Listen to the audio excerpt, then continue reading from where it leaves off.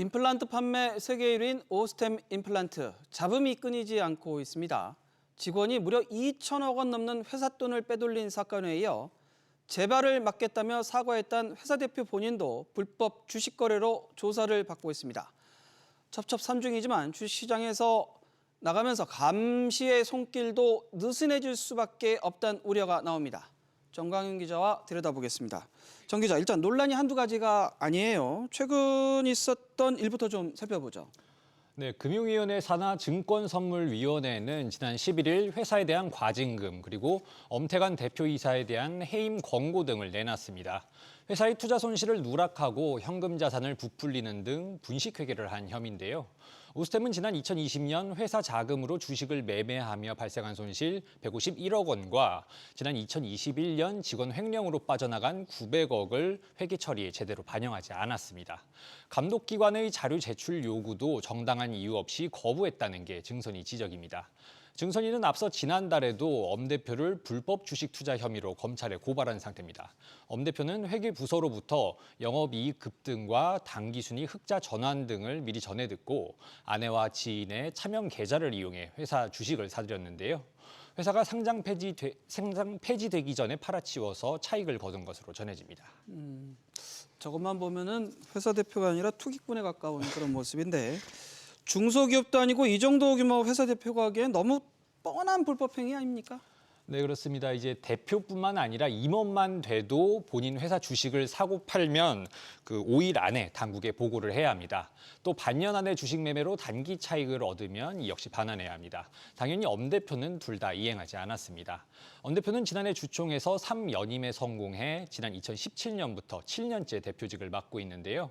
3년 전 직원이 2천억 넘게 횡령한 사실이 드러나 난리가 났을 당시 완벽한 재발 방지 대책을 수립하겠다며 사과문을 발표한 당사자이기도 합니다. 사실 횡령 건만 봐도 규모를 감안할 때 다른 회사면 이미 대표가 물러났을 수준입니다.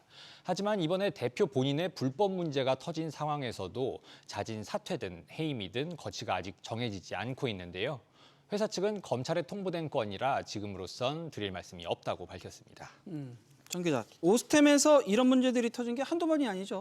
네, 앞서 말씀드린 횡령 사건이 대표적인데요. 최근 대법원 3심에서 전 재무팀장 이모 씨에게 징역 35년이 확정됐습니다. 지난 2020년부터 약 1년간 15차례에 걸쳐 총 2,200억 넘는 회사 돈을 빼돌려서 주식 투자와 금괴 매입 등에 쓴 혐의입니다.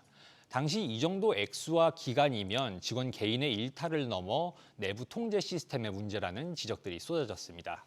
이후 지난 2022년 1월부터 넉 달간 거래 정지에 코스닥 상장 폐지 심사도 받아야 했습니다. 더 큰 문제는 이때 거래 정지가 심지어 처음도 아니었다는 건데요.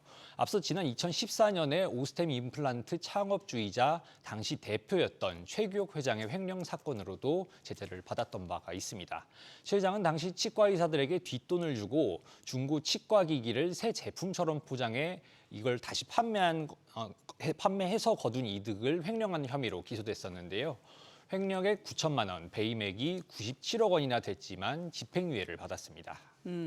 오스템 임플란트, 그런데 지금 봤을 때는 주식에 쫓겨나진 않았고 재발로 나간 그런 상황이에요. 네, 지난해 8월 코스닥 상장 16년 만에 자진 상장 폐지됐습니다. 직원 횡령 사건이 터진 뒤 행동주의 펀드 KCGI가 주주 행동을 선언하면서 경영권 분쟁이 벌어졌었습니다.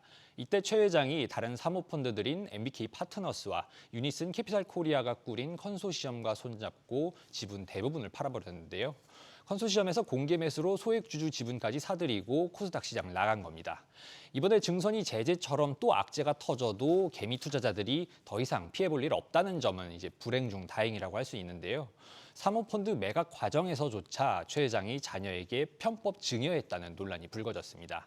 이제 상장 폐지로 공시 의무마저 없어졌으니 도덕적 해이가 더 심각해질 수 있다는 우려도 나오고 있습니다. 들어보시죠. 내부적인 감시라든지 그다음에 주식시장에서의 감시도 작동이 안 되죠. 많은 불법 행위들이 일어날 수 있고 불투명하고 총수가 전행할 수 있는. 그런데 이런 와중에 또 실적은 괜찮다고요? 네, 지난 2017년부터 임플란트 판매량 기준으로 세계 1위 자리를 지키고 있습니다. 매출 기준으로도 3위를 차지해 글로벌 시장 점유율이 10%나 됩니다. 지난해 실적은 매출과 영업이익 모두 역대 최대치를 경신했는데요. 매출이 1년 전보다 15% 가까이 늘어 2해 연속 1조를 넘겼고 특히 해외 사업이 많이 성장하면서 매출 비중이 66%에 달합니다.